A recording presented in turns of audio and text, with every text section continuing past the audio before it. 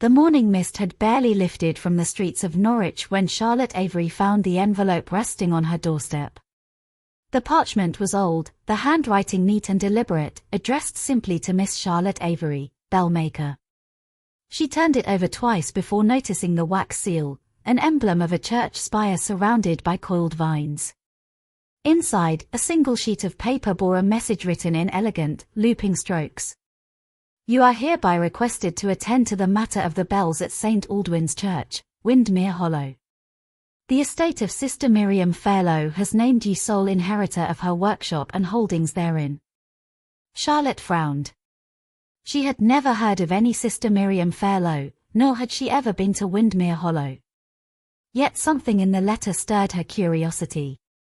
Perhaps it was the mention of bells, her life's craft, the rhythm that had shaped her existence since childhood. Her friends at the foundry laughed off her unease. Go on, Charlie, one said. It sounds like a good holiday. Who inherits a church, anyway? But that night, Charlotte couldn't sleep. The sound of faint chiming echoed in her mind, a gentle tolling, far away, as if carried by the wind through unseen corridors. When morning came, she packed her tools and boarded the early train heading west. The journey took her through wide fields of frost and quiet villages that looked untouched by time. By dusk, the train stopped at Windmere Halt, a lonely platform flanked by oak trees and mist. A single carriage awaited her, driven by an elderly man whose face was half hidden beneath a wool cap. You're the bellmaker, then? He asked, voice coarse with age. Best you mind the nights here. The Hollow doesn't take kindly to strangers. Charlotte smiled politely, assuming it was just local superstition. Yet as the carriage wound down a narrow road lined with gravestones half swallowed by moss, the air grew colder, and a faint metallic hum drifted from somewhere beyond the trees. When the road opened at last, she saw it, St. Aldwyn's Church, tall and grey against the dying light. Its bell tower rose like a finger to the sky, silent and watchful. Inside the vestry, a box awaited her on a wooden table. Within it lay Sister Miriam's journal and an ornate bronze key. On the journal's first page, written in an unsteady hand, were the words, "The bells must never ring again. For when they do, the Hollow will answer." Charlotte closed the book, her breath shallow. From somewhere high above, a single note rang out, soft, low, and impossibly clear, though no one had touched the ropes. The bells of Windmere Hollow had just awakened. The next morning, Charlotte awoke to the sound of crows cawing outside her window. Her lodging was a small room above the old parish inn, its beams crooked and the air faintly smelling of wood smoke. The innkeeper, Mrs. Penhaligon, greeted her with a cautious smile as she came down for breakfast. "So you're the new bellmaker," the woman said, placing a teapot on the table. "Poor Sister Miriam spoke of you before she passed. Said someone with hands of purpose would come." Charlotte blinked. "She mentioned me. But I never met her." Mrs. Penhaligon hesitated. Well, she was odd, bless her. Always listening to the wind, as if expecting it to answer. Said the Hollow keeps what it's owed." Charlotte brushed off the remark, though unease prickled at the back of her neck. After breakfast, she made her way up the sloping path to St. Aldwyn's Church.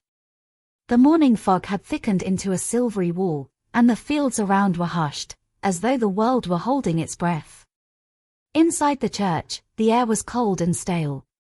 Dust hung like gauze in the light spilling through the stained glass.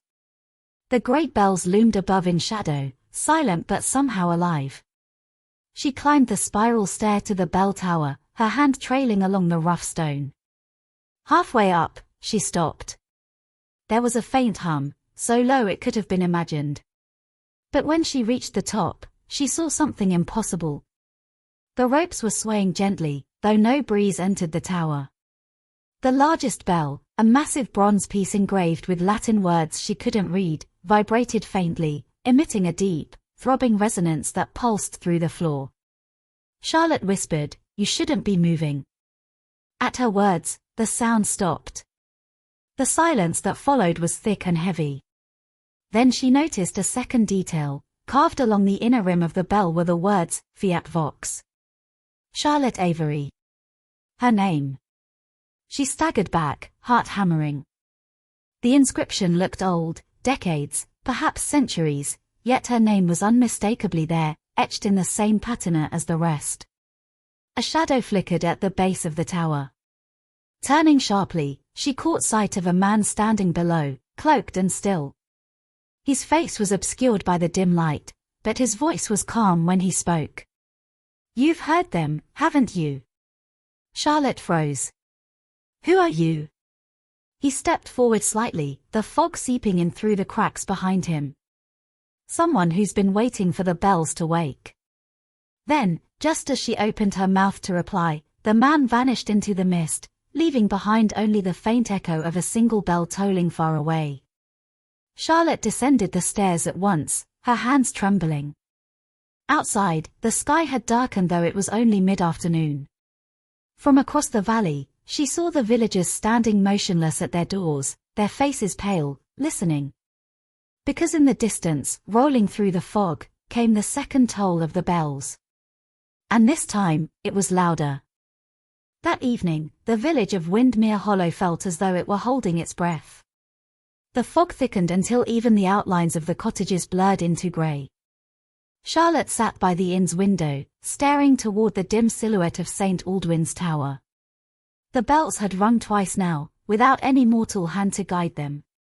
When Mrs. Penhaligon brought her supper, she spoke softly, eyes darting toward the window.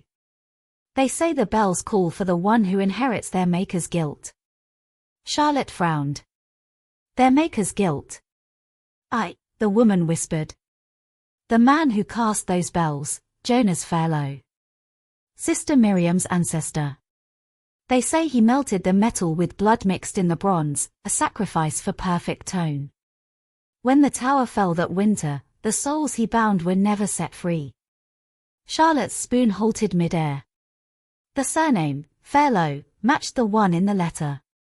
Could it be that Sister Miriam and the cursed bellmaker were of the same bloodline? Later that night, sleep refused to come. The inn was silent save for the ticking of an old clock and the soft hiss of wind against the shutters. Then, faintly, she heard it, a metallic note rising from below the floorboards, slow and hollow, as though a bell were tolling deep underground. She rose, candle in hand, and crouched to listen. The sound came again, 3 measured strikes, then silence. Her heart raced. The floorboards were cold to the touch, and beneath her palm, she felt the faintest vibration. Determined to understand, she followed the sound outside. The fog wrapped around her ankles, the earth slick beneath her boots. Behind the inn stood the ruins of an old chapel, roof collapsed, walls leaning. She pushed through the ivy and stepped inside. There, half buried in the soil, lay fragments of small bells, cracked and green with age. And in the middle of them, a stone slab engraved with a single name. Jonas Fairlow, bell founder. May the hollow forgive. A gust of wind swept through the ruin, extinguishing her candle. Darkness folded over her like a curtain. Then, from the shadows, came the echo of a man's voice, soft, weary, and echoing through the stones. "I sought perfection. But it was never sound I forged, it was sin." Charlotte froze, her breath shallow. The voice seemed to come from below, beneath the slab itself. She knelt, brushing away damp moss, revealing a crack wide enough to see into the dark beneath.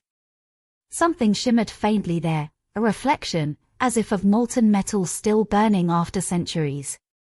Then came a fourth toll, distant yet unmistakable. The air trembled, and the earth beneath her hand pulsed once, like the beat of a heart. Charlotte stumbled back, her mind spinning. The bells weren't merely instruments of sound. They were alive, carrying the remnants of something ancient, something that remembered its maker's crime. And now, they were answering. The next day dawned bleak and heavy with mist. The sun barely pierced the shroud that hung over Windmere Hollow, and the air carried a strange metallic scent, like cold iron after rain. Charlotte returned to the church at first light, her thoughts restless and her heartbeat still uneven from the night before. Inside, the pews creaked beneath her steps. Dust motes swirled in the stillness, and somewhere high above, something shifted with a low, groaning sound. She made her way back to the bell tower, clutching Sister Miriam's journal tightly in her hand. The journal was filled with sketches of bells, diagrams of tone and casting, and cryptic notes about the hollow's answer. On one page, written in trembling script, she found a passage that froze her blood. When the fourth bell tolls, the air must face the forge anew. The flame must choose its name. Her eyes widened. She remembered the vibration beneath the chapel floor, the faint glow as if metal still burned there. Could the forge still exist, hidden beneath Windmere Hollow itself? She was still reading when the church door creaked open behind her. The cloaked man from the bell tower stood in the doorway, half-shadowed by fog. "You shouldn't be here," he said quietly. Charlotte turned, her voice trembling. "Who are you? Why do the bells call my name?" The man stepped closer, revealing sharp features and eyes that seemed far older than his face. "Because you carry her blood," he said. Miriam's line was meant to end, but she chose you instead. "You're not her heir by law, but by promise." Charlotte's mind reeled. "A promise to what?" "To silence them," he replied. "To undo what Jonas began." He gestured for her to follow, and though fear pressed at her, curiosity and a strange sense of inevitability drove her on. They crossed the churchyard, descending toward the ravine behind the building. A faint light flickered from below, a flicker that should not have existed in daylight. At the base of the ravine lay the mouth of an ancient tunnel, half collapsed and breathing out warm air tinged with ash.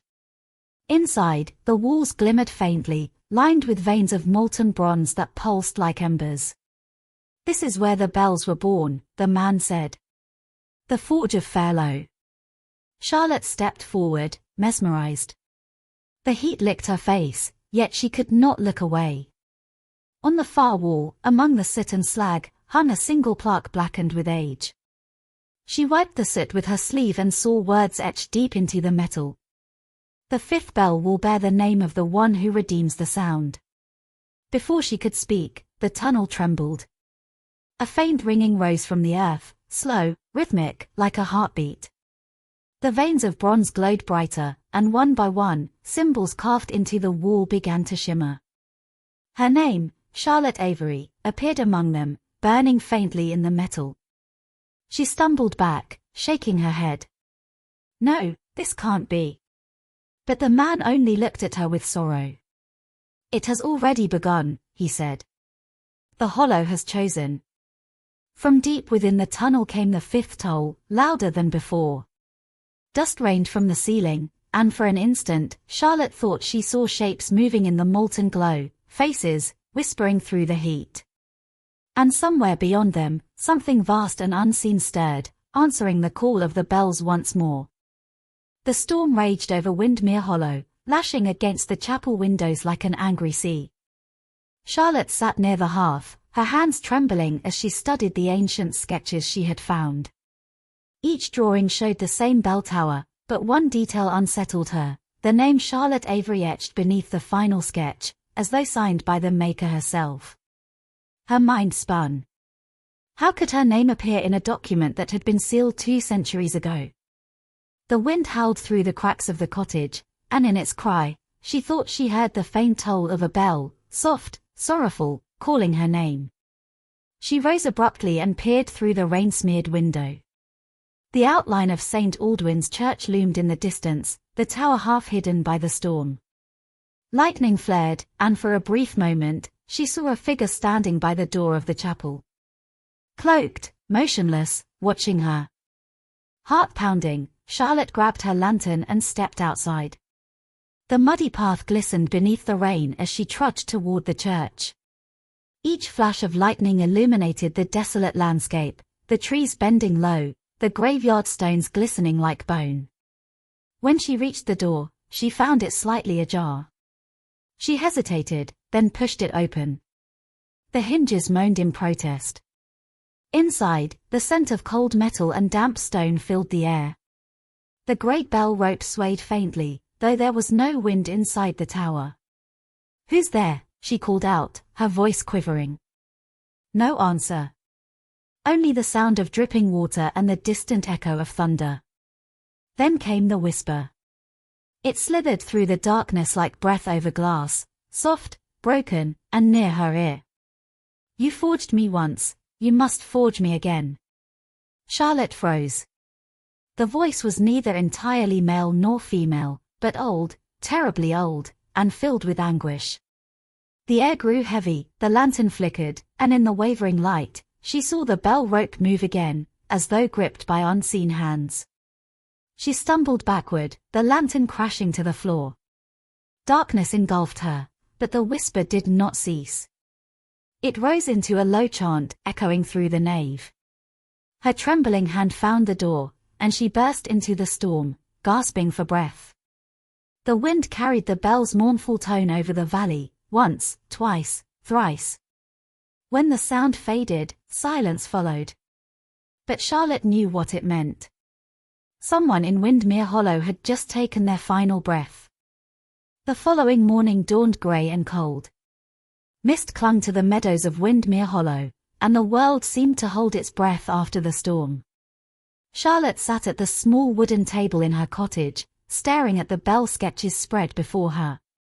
The words she had heard last night still echoed in her ears. When she finally gathered the courage to leave, she walked into the village. The usual warmth of the townsfolk had vanished. People turned away as she passed, some muttered prayers under their breath. Outside the bakery, Mrs. Henslow, the elderly woman who had first welcomed her, approached with trembling lips. "Did you hear it, dear? The bell rang 3 times last night." Charlotte nodded. "I heard. Has something happened?" Mrs. Henslow's eyes glistened. Old Mr. Cartwright passed in his sleep. He lived alone by the riverbank. No one saw him ill. "It's just like before, the curse has returned." Charlotte felt a shiver run through her.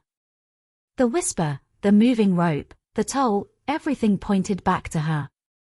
But why? Later that day, she returned to St. Aldwyn's, determined to uncover the truth. The storm had passed, yet the church seemed darker than before. The door creaked open, revealing pews covered in dust and a faint smell of wax and iron. As she explored the small vestry behind the altar, she found a row of old portraits leaning against the wall, faces of rectors, benefactors, and craftsmen long dead. But one painting made her stop. The man in the portrait wore a long coat, his dark hair tied back, and his eyes, deep, sorrowful, and strangely familiar, seemed to follow her. Beneath the painting was a nameplate, half faded with age. Thomas Avery, Master Bell Founder, 1784. Her breath caught. Avery. Her surname. She leaned closer, tracing the letters with her fingertips. The resemblance between them was uncanny, the same eyes, the same angular jaw. She turned the painting over, searching for clues, and found something etched into the wood frame. The sound of guilt must never rest. A cold gust swept through the vestry, and from above, the faint sound of a bell stirring broke the silence. Charlotte looked up sharply. The bell tower rope was moving again, slow, deliberate, as if guided by invisible hands. Before she could react, the church door slammed shut behind her. The echo of the closing would reverberated like a heartbeat. Then, from the shadows beneath the tower, a man's voice whispered, calm yet filled with sorrow. "You bear his name, and now, his debt." Charlotte spun around, the light from her lantern trembling across the stone floor. Standing by the altar was the figure from the portrait, pale, spectral, eyes hollow with centuries of grief. And he was looking directly at her. Charlotte could not move. The ghostly figure of Thomas Avery stood before her, shimmering faintly in the lantern's trembling light. His expression was not one of menace, but of unbearable sorrow. "You should not have come here," he murmured. His voice carried the weight of centuries, soft yet commanding. Each generation bears the mark. The bell was forged with more than metal, it was bound with a promise, sealed in blood. Charlotte's throat tightened. What promise? Why me? Thomas stepped closer. The air grew heavy with the scent of iron and smoke, as though the forge itself had come alive around them. I built those bells for St. Aldwyn's, he said, eyes distant. They were meant to ring for hope. But greed tainted the work. The patron, Lord Harrow, demanded I cast them with cursed silver, taken from coins used to pay for war. I warned him, it would bind death to every toll. He laughed. The spirit's voice cracked. When the bells were raised, the tower collapsed. 31 souls perished beneath the rubble. My wife. My son. And I, buried alive beneath my own creation. Charlotte felt tears sting her eyes. The pieces began to form a pattern, the curse, the toll, her name carved in the frame. And the Avery name, she whispered. Thomas looked at her with deep regret.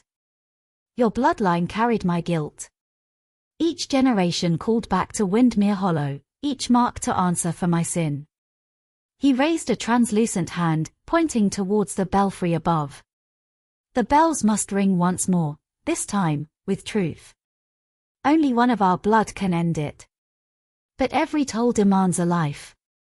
Charlotte's heart pounded. You mean? I must die. The spirit did not answer. His form flickered, like smoke caught in wind. The choice is yours. Let it toll, and free us, or flee, and let the hollow claim another innocent by dawn. Then he was gone. The church fell silent once again. Charlotte staggered back, her breathing ragged. She looked up at the belfry, the great rope swaying faintly as if waiting for her hand. The whisper she had once feared now returned, but it was not from the ghost, it was from within her own mind. End it, Charlotte. End it before the next soul is taken. She took a trembling step towards the tower, her boots echoing on the stone floor. Outside, the wind began to rise again, howling through the graveyard. The world felt suspended between the living and the dead. As she placed her hand on the rough hemp rope, she whispered, if this is the price, then let it end with me. But before she could pull, the door to the church burst open. Mrs. Henslow stood there, soaked by the rain, clutching something close to her chest, a rusted iron cross. Charlotte, stop, she cried. You don't understand what you're doing. The bell rope quivered in her hand. The storm roared louder. And somewhere deep within the hollow, the other bells began to answer, soft, distant, and growing nearer. Charlotte's hands trembled on the rope. Rain pelted the church windows, and the wind shrieked through the graveyard as if carrying the voices of the lost. Mrs. Henslow's voice cut through the storm, desperate and shaking. Charlotte. You don't understand. The bell cannot be rung without a cost. Charlotte's eyes flicked to the lantern, then to the spectral figure of Thomas Avery, who now hovered silently near the belfry. His gaze, heavy with sorrow, seemed to plead with her. The air felt thick with electricity, the very stones vibrating with anticipation. Her mind raced, thinking of the lives already taken, the villagers who had fallen, the whispers of death tied to the toll. And yet, she knew the curse would not end unless someone of Avery blood took responsibility. Her own reflection shivered in the polished bronze of the fallen bells, and she realized the choice had always been hers. Swallowing her fear, Charlotte grasped the rope and began to pull. The rope resisted at first, stiff with age and tension, then slowly, agonizingly, it gave way. Each tug sent a shudder through the tower, the bells groaning like old ghosts. From deep within the hollow, a chorus of echoes rose, bell upon bell, layer upon layer, as if the souls trapped within were speaking at last. Charlotte felt a searing heat, not from fire, but from the weight of centuries of sorrow and regret pressing against her very being. The spectral figure of Thomas Avery drifted closer, his form beginning to dissolve into the air. He reached a hand toward her, lips moving silently in a final plea, "Release us." Charlotte pulled once more. A great toll rang out, the sound so pure and terrible that it seemed to rend the sky itself. For a moment, time itself froze. The air was filled with voices, whispers of thanks, sighs of relief, cries of release. And then, silence. Absolute, profound silence. Charlotte collapsed to the floor, her body exhausted, but her heart lighter than it had been in years. Outside, the storm had passed. The first fragile rays of dawn pierced the mist, illuminating Windmere Hollow in a soft, golden light. The village was still, peaceful, as though the years of shadow had been lifted. Somewhere far below, the hollow that had held the curse for centuries was quiet. The bells no longer told of sorrow, but of memory and closure. Charlotte rose slowly, touching the polished bronze of the belfry one last time. She knew the cost had been high, but the legacy of guilt had finally been laid to rest. As she stepped into the morning, the village seemed to breathe anew. The story of the bells would remain, a warning, a memory, but the hollow was free, and with it, the generations that would come after Charlotte Avery.